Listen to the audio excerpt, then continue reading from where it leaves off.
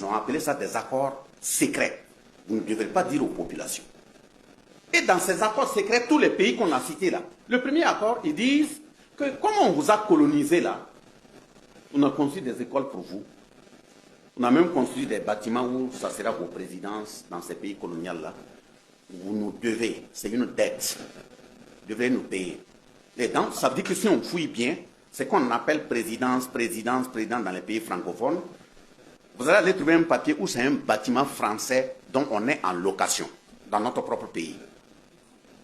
Premier accord, la dette coloniale, il faut qu'on paie. Et ils estiment qu'ils ne nous ont pas martyrisés. Hein. Ils estiment même qu'ils nous ont fait du bien. On va continuer de payer. Et vous allez remarquer que quand il y a une présidence, généralement leur ambassade là est juste à côté.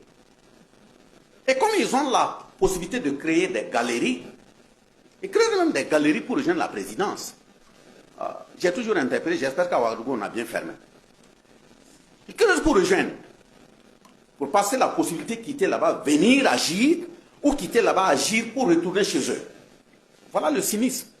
De toute façon, quand Kidal a été récupéré, vous avez vu combien de longueurs de canalisation qui ont été trouvées dans le sous-sol.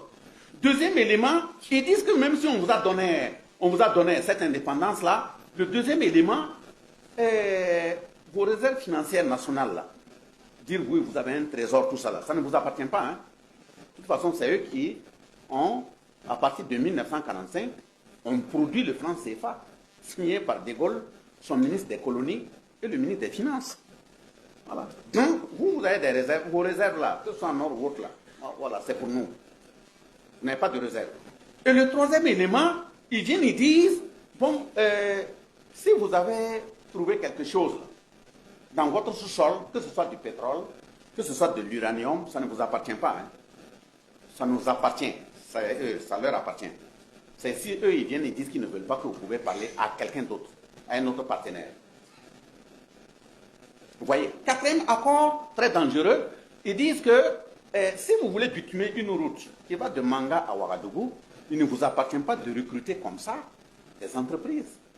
Non, vous devrez nous informer, nous on informe nos entreprises. Nos entreprises vont venir regarder, voir, si ça leur convient, ils prennent, si ça ne leur convient pas, bon, ils vous laissent et vous pouvez choisir quelqu'un d'autre. Priorité à nos entreprises. Et garde à toi si tu fais autre chose. Et le cinquième accord, ils disent, bon, les équipements militaires, là, vous voulez doter vos militaires et autres, les douaniers, les forestiers, les policiers, les gendarmes. Non, tout ce que vous leur donnez là, ça doit venir de chez nous. C'est nous qui fabriquons le tissu, c'est nous qui fabriquons les épaulettes, c'est nous qui fabriquons les bérets. Donc, la dotation, les armes là, c'est nous qui devrions donner. Vous devez acheter chez nous. Et on a la possibilité de mettre le prix qu'on veut là-dessus. Vous n'avez pas la possibilité de prendre des décisions pour aller vous doter en matériel militaire.